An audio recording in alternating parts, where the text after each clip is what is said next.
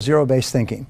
Zero-based thinking comes from zero-based accounting, where you, instead of increasing an expense in the next accounting period, you ask, should we be engaging in this expense at all? Now, with zero-based thinking, you look at your entire world and you ask this question: knowing what I now know, is there anything that I am doing that I would not start up again today if I had to do it over? This is one of the greatest thinking tools I've ever learned, because in a time of turbulence, you always have an answer for this question. Each person has an answer. Some people have multiple answers. There's lots of things that they're doing today that, knowing what they now know, they wouldn't get into today. They wouldn't start them up. Products they wouldn't offer, people they wouldn't hire, investments they wouldn't make. And these are the greatest drags in life. These are sort of like a sea anchor. You know that you drop it and it drags, it slows down the boat. Well, how do you tell if you have a zero-based thinking situation? And many of you were asked to write your problems, challenges, opportunities. The answer is stress. Is whenever you experience chronic stress, it's something that buzzes around. When Joe's talking or somebody else is talking, you're busy thinking about that. You drive around and you think about it. Keeps you awake at night. It's something that pisses you off.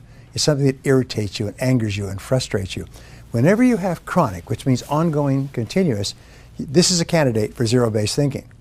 So you ask yourself the question, if I was not now in this situation, knowing what I now know, would I get into it again today? If the answer is no, the next question is, how do I get out and how fast? How do I get out and how fast?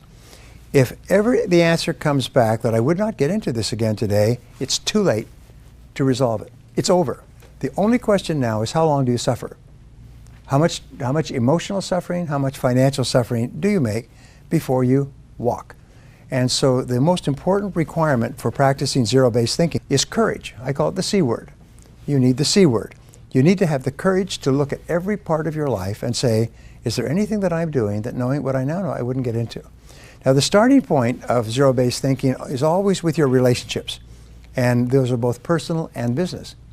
Whenever I've given this talk, by the way, within a short period of time, divorces take place all over that city. People go home and say, geez, if I hadn't married this person, I would never marry them again today. And that's what's making me miserable. And many people are working their heads off on the outside to achieve success, but inside they're frustrated and unhappy because they're in a situation that, knowing what they now know, they would never get into. So I call this a Quink analysis, and I'm going to ask you to do this for the rest of your life and to help other people do it. K-W-I-N-K, knowing what I now know. Do a Quink analysis on everything. Do a Quink analysis. In my company, what we say is, we look at every single person and on a regular basis, and we say, if we had not hired this person and they walked in today to apply for their current job, knowing what we now know, would we hire them? If the answer is no, they're gone that day. There's a little rule, by the way, that in one of my books, it says the best time to fire a person is the first time it crosses your mind. And because after that, it's only pain and suffering. And if the longer you keep them in place, the more likely they are to sue you. And the longer they sue you, the more it's going to cost. So therefore, if you find that you've made a mistake, belly up to the bar, have the courage to admit, I made a mistake, and cut your losses.